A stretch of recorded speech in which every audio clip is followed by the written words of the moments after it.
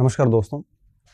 आज के सत्र में हम बात करने वाले हैं एक ऐसे इशू पे जो इन दिनों काफ़ी हावी हैं बच्चों पे। इन दिनों शिक्षक भर्ती परीक्षा के परिणाम आ रहे हैं, अध्यापक के, वरिष्ठ अध्यापक के, व्याख्याता के, और स्वाभाविक सी बात है इन परिणामों में कुछ चंद विद्यार्थी अपना स्थान, अपने रोल नंबर पीडीएफ में पाने में सक्षम हो रहे हैं और बहुत से विद्यार्थी जो हैं वो आपके असफल रह रहे हैं, या यूँ कहिए कि उस पीडीएफ में अपने रोल नंबर नहीं खोज पा रहे हैं, उनको मिल नहीं रहे हैं। साफ रीज़न है कि कुछ अंक, कुछ मार्जिन कम रह गया, जिसकी वजह से वो सफल नहीं हो पाए। तो इस दौर में फिर जब हम सफल नहीं होते हैं, जिसने पिछले 4-5 साल का समय दिया हो, बावजूद उसके जब सफलता नहीं मिलती है, उसकी उम्मीदों के अनुसार परिणाम नहीं मिलता है, तो क्या गुजरती है एक अभ्यर्थी के ऊपर, ये वही समझ सकता है। ना मैं समझ सकता, ना आप समझ सकते। ये वही समझ सकता है जिसके ऊपर ये बीती है, जिसने 5-6 साल दिए, उसके बावजूद भी परिणाम नहीं मिला। तो उसके बाद भविष्य के प्रति एक गजब का संशय बन जाता है कि पता नहीं भविष्य में होगा कि नहीं होगा। अभी की असफलता तो उसने स्वीकार कर ली, लेकिन फ्यूचर को लेके एक अनसर्टेनिटी जो है वो बहुत गहरी तरीके से बैठ जाती है।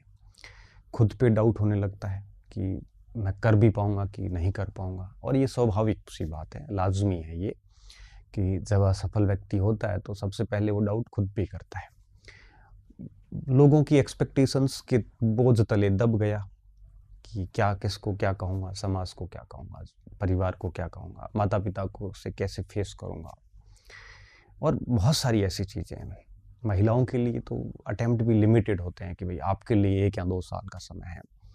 तो इन सारी स्थितियों से गुजरना, साथियों को झेलना, छुपे हुए शत्रुओं से लड़ना और भविष्य के प्रति एक गजब का भय, इन सारे हालातों के बीच में उसको ना कोई वीडियो अच्छा लगता है, ना कोई लेख अच्छा लगता है, और ना कोई उपदेश अच्छे लगते हैं। ये बात मैं बहुत ठीक तरीके से जानता हूँ। बावजूद उसके मैं ये सत्र फिर भी लूँगा, क्योंकि जब सब चीज़ें हट जाती है मस्तिष्क से, थोड़ा-सा मन शांत होता है, तब पथ प्रदर्शन हेतु इस प्रकार के सत्र की आवश्यकता होती है। तो क्या पता किसी का भविष्य जो है वो आपके संवार दे। तो इन चीज़ों को ध्यान में रखते हुए मैं आज का सत्र ले रहा हूँ, जिसका मेन विषय जो है वो मैंने रखा है कि एक असफलता के बाद एक अभ्यर्थी कैसे उभर सकता है, क्योंकि उभरना ही एकमात्र विकल्प है और कोई विकल्प नहीं है।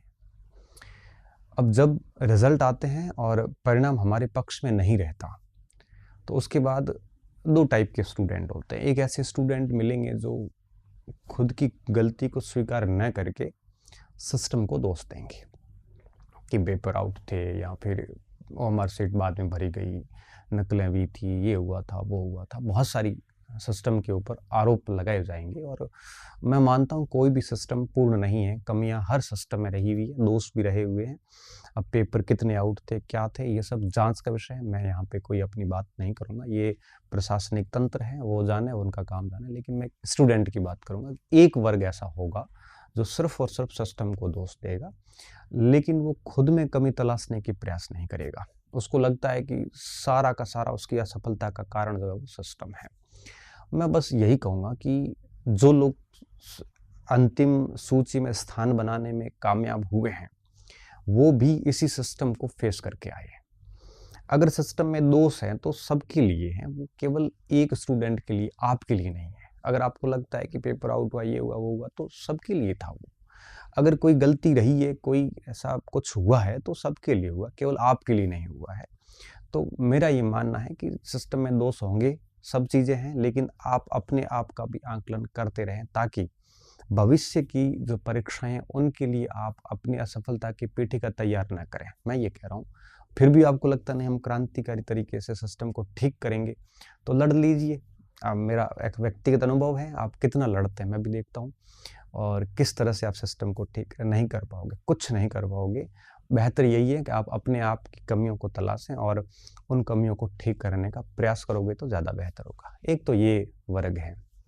एक दूसरा ऐसा वर्ग है जो इस कड़वे सच को स्वीकार कर चुका है कि भाई हम अंतिम सूची में स्थान बनाने में नाकामयाब रहे हैं, और अब वो अपनी दृष्टि आगामी एग्जाम्स पे लगा के बैठे, मैं उनसे बात करूँगा। पहला जो वर्ग है जो सिर्फ सिस्टम को दोष दे रहा है, जिनको खुद में कमी नज़र नहीं आ रही है, उनके लिए वीडियो कारगर नहीं होगा, क्योंकि वो कुछ भी स्वीकार करना नहीं चाहते। वो वही सुनना चाहते हैं जो उनके मस्तिष्क में है ना? एक कन्फर्म बायसनेस है उनके मस्तिष्क में कि भाई नहीं, यही है, खुद को कोई कमी नज़र नहीं आ रही है, तो उनके लिए तो ये वीडियो कोई काम का नहीं है। लेकिन कुछ ऐसे स्टूडेंट हैं जिनको लगता है कि भाई सिस्टम में दोष होगा, लेकिन साथ-साथ में कहीं न कहीं अपनी भी कमी रहती है। उन कमियों को मान लिया जाए। देखो, कई बार हम बहुत सारे कंटेंट को लाते हैं, उसको ठीक से नहीं पढ़ते। कई बार हम पढ़ बहुत लेते हैं, अच्छे से अभ्यास नहीं करते। कई बार हम सिलेबस का एक बहुत बड़ा भाग छोड़ देते हैं, ये सोच के कि भाई हमारा ये कमज़ोर है। कई बार हम गलत स्रोत लेके बैठ जाते हैं। कई बार मतलब हम एक गलत ट्रैक पे पड़ जाते हैं, है ना? और ये हमें पता होता है। कई बार इन सब चीज़ें ठीक करने के बावजूद एग्ज़ाम हॉल में हमारा मैनेजमेंट ठीक नहीं होता। कई बार हम टाइम पे पेपर नहीं कर पाते। कई बार हमने पेपर हॉल में ओएमआर शीट में गलतियाँ कर दी जाती हैं। कई बार हम एग्ज़ाम हॉल पहुँचते टाइम पे नहीं है, हड़बड़ाहट में प्रश्न गलत हो जाते हैं। तो ऐसे न जाने कितनी सिचुएशंस बनती हैं जहाँ गलती होने की गुंजाइश रहती है। तो ऐसे जितने भी स्टूडेंट जो खुद की गलतियाँ स्वीकार कर चुके हैं, मैं उनके लिए आज बात करूँगा। तो अब आपको करना क्या है? असफलता तो मिल चुकी है, इसको आप एक्सेप्ट कर लीजिए। जितना जल्दी हो सकता है उतना एक्सेप्ट कर लीजिए।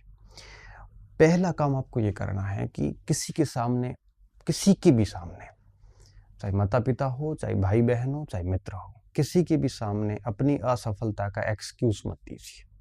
किसी को ये मत कहिए कि मैं क्यों असफल हुआ। कोई मतलब नहीं किसी को, क्योंकि आपकी जो कमी रही है या सिस्टम की रही है, वो आपको ठीक करनी है। किसी को कहने भर से वो लोग ठीक नहीं करेंगे। जितना ज़्यादा एक्सक्यूज़ देंगे, उतना ही ज़्यादा आप अपने आप को कमतर फ़ील करते जाओगे। तो सबसे बेहतर उपाय ये है, किसी को कोई एक्सक्यूज़ मत दो, सबसे पहली बात। दूसरी बात, ये भी मत कहो कि कितने अंक से फ़ेल हुआ है, बस रह गया हूँ। चाहे 0.23 से रहे हो, चाहे 50 नंबर से रहे हो, बस रह गए। इस बात को एक्सेप्ट कर लीजिए। और मेरा मानना है कि किसी को कुछ मत कहिए, आप थोड़े से दिन खामोश रहिए। किसी से बात मत कीजिए, क्योंकि अब आप एक ऐसी संवेदनशील स्थिति में हैं, जब आप किसी को कुछ भी कहोगे तो लोग मज़े लेने वाले हैं, है ना? उनको कोई फ़र्क नहीं पड़ता आपके इमोशंस से। तो सबसे बेस्ट ये है, आप कोई एक्सक्यूज़ मत दो किसी से, और किसी जगह भी, कहीं पर भी ये मत कहो कि भई मैं आधे नंबर से रहा हूँ या 1 नंबर से रहा हूँ, क्योंकि लोगों को वो सिर्फ़ एक मज़ाक लगती है। लोगों को केवल और केवल एक बहाने लगते हैं, है ना? जब भले ही आप सच्चाई बताओ उनको। तो इसलिए सबसे पहला काम ये कीजिए, आप शांत हो जाइए। किसी को कुछ मत कहिए, कोई स्टेटस मत लगाइए। अब कई बार बच्चे ऐसे रोने-धोने के स्टेटस लगाते हैं। यूट्यूब पे वगैरह पे हर जगह कमेंट डालते हैं कि मैं फेल हो गया हूँ, मैं ये हो गया हूँ। कोई फ़र्क नहीं पड़ता किसी को। आपके इस तरह से करने से आप खुद उदास होंगे। पहली बात तो ये कर लीजिए कि आप अपनी अभिव्यक्त कहीं करिए ही मत। आपको अभिव्यक्ति करना है तो भावी परीक्षा के किसी रिज़ल्ट से अभिव्यक्त करना। आपके ऊपर क्या गुज़री किसी को मत बताओ। मुझे ठीक से याद है कि 2011 या 12 का साल था। मैं उस समय कई परीक्षाओं में एक साथ फेल हुआ था। सेकंड ग्रेड में कुछ पॉइंट से रह गया था, और बहुत सारे ऐसे एग्ज़ाम थे। रेलवे में फेल हुआ था, मैंने एएसएम का एग्ज़ाम भी दिया था, उसमें फेल हुआ था। एसएससी सीजीएल में मेंस में फेल हुआ था, इंग्लिश में डिस्क्वालीफाई किया गया, और आईएएस मेंस में भी इंग्लिश में एक बार डिस्क्वालीफाई किया गया। उस साल बहुत सारी असफलता एक साथ मिली थी। मैंने किसी को कुछ नहीं कहा कि भाई मैं असफल हुआ हूँ, क्योंकि मुझे पता है ये मुझे ठीक करना है।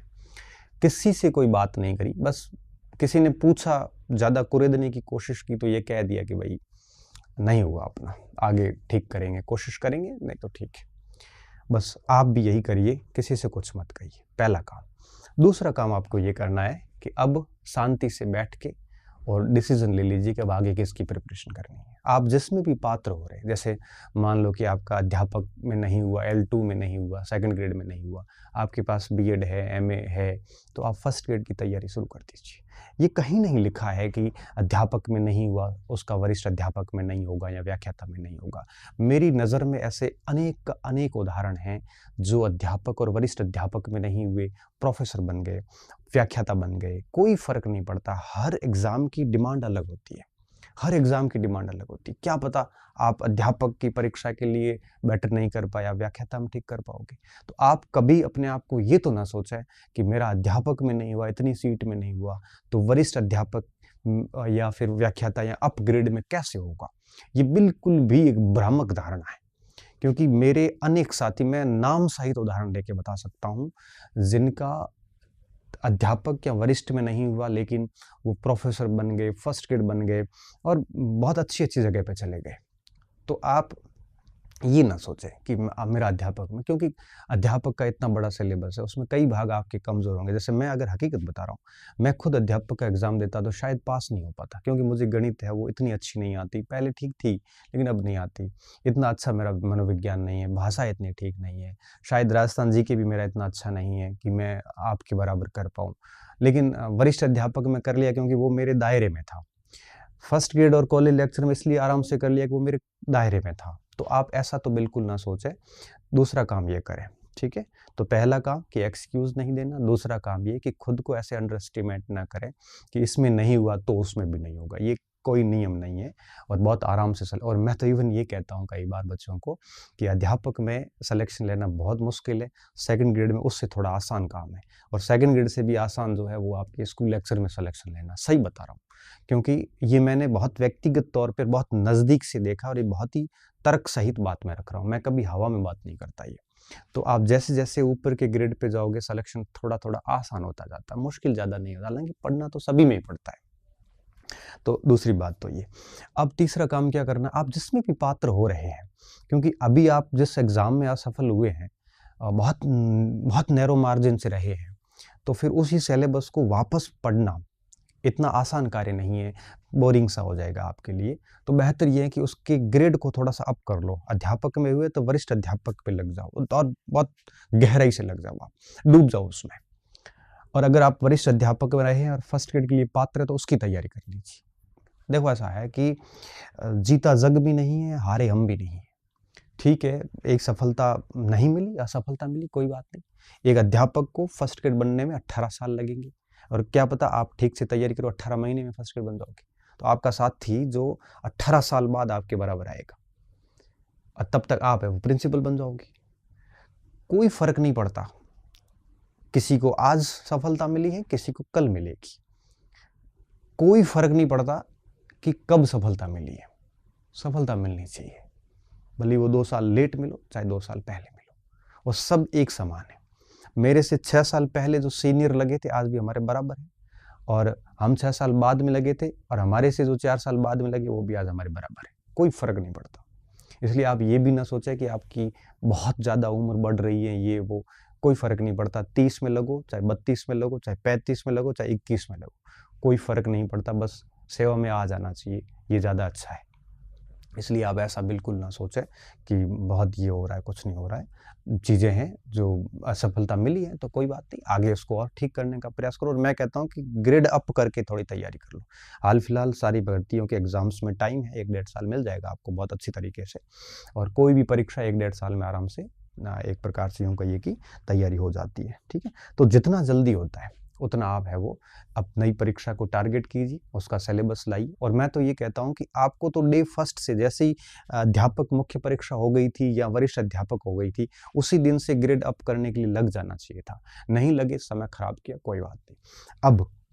अब आप है वो समय खराब ना करें और सिलेबस लाइए बढ़िया तरीके से। सिलेबस प्रिंट करवा दीजिए कि भाई फर्स्ट ग्रेड की करनी है या सेकंड ग्रेड करनी है। अगर इन दोनों में एलिजिबल नहीं, एसटीसी की है तो L1 की वापस करें, उसमें ही लग जाइए।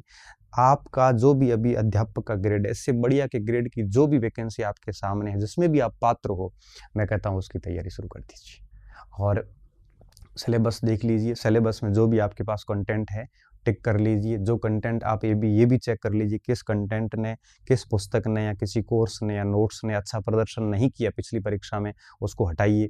उसकी जगह थोड़ा नया कंटेंट लगा दीजिए और अपनी पुस्तक सूची, नोट्स, कोचिंग सेंटर जो भी आप पसंद करते हो, उनकी सारी लिस्ट तैयार कर लीजिए, क्या करना है, क्या नहीं करना है।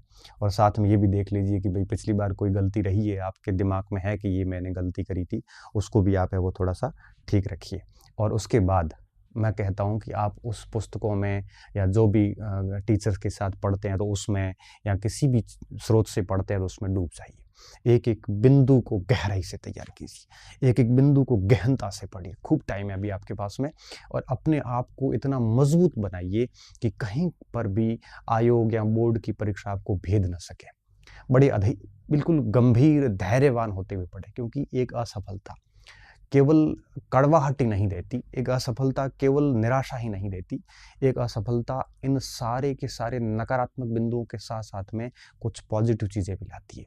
आपको अपने अपनों से पहचान करवा देती है, आपका जो परिचय है वो आप खुद से करवा देती है, आप वास्तव में क्या है वो आपको पता चलना शुरू हो जाता है। आपके साथ में कौन है, आपके विरुद्ध में कौन है वो पता चल जाता है। आपके शत्रु कौन है ये समझ में आ जाता है। शत्रु कौन है आपके? आपके गलत संगति वाले शत्रु हैं, आपके आस-पास नेगेटिव लोग वो शत्रु हैं उस समय के। ये सोशल मीडिया में जो फँसे रहते हैं ये शत्रु है आपके। विभिन्न सारा एक ही भाग के लिए 10-10 किताबें लाना ये शत्रु हैं आपके। ये सारी चीज़ें आपको पता चल जाती है। तो एक असफलता बहुत कुछ सिखाती है, बस सीखने वाला चाहिए होता है। तो मन में, मस्तिष्क में ठान लीजिए कि जो असफलता मिली है वापस ऐसी असफलता ना मिले, और इन सच्चाई को स्वीकार करते हुए आप जो है वो समय पे लग जाइए।